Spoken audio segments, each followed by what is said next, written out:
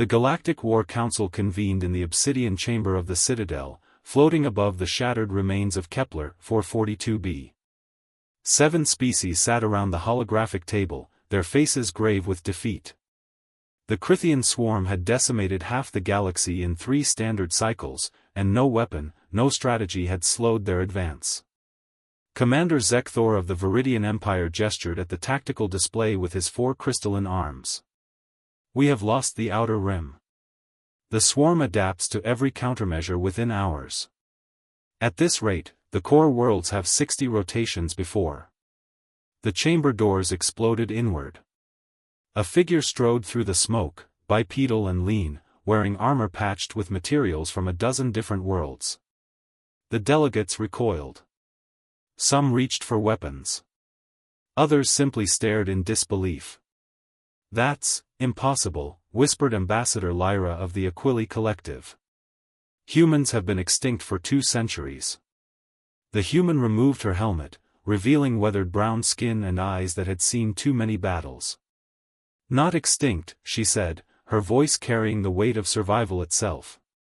"Just forgotten." High Chancellor Morthos of the Draconians rose to his full 3-meter height. "This is a closed session. How dare you? How dare I?" The human laughed, but there was no humor in it. "Your species called for humanity's help when the Crythians first emerged. We answered. We sent fleets, soldiers, scientists.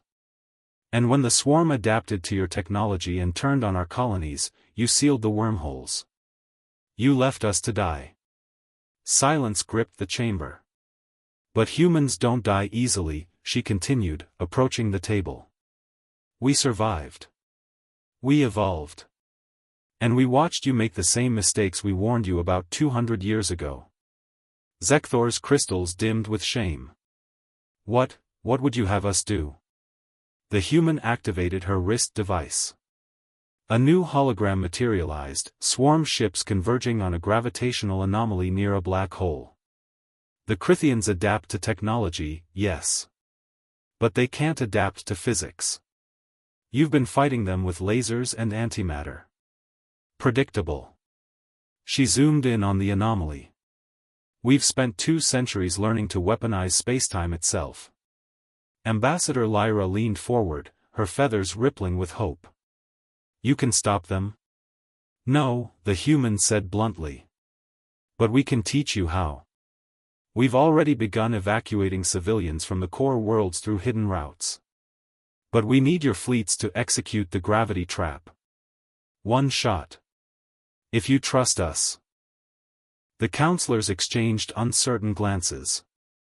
Their pride warred with their desperation. High Chancellor Morthos finally spoke.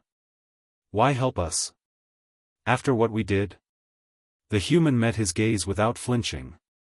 "Because spite is a luxury we can't afford anymore. And because when humans make a promise to protect someone, we don't break it, even when they break us first." She placed a data chip on the table. "Coordinates and calculations. You have 12 hours to decide." She turned to leave, then paused at the doorway. "Oh, and Zekthor? The wormholes you sealed? We reopened them years ago. We've just been waiting for you to be desperate enough to listen." The doors sealed behind her, leaving 7 species staring at the chip that might save them all, delivered by the ghosts they'd tried to forget.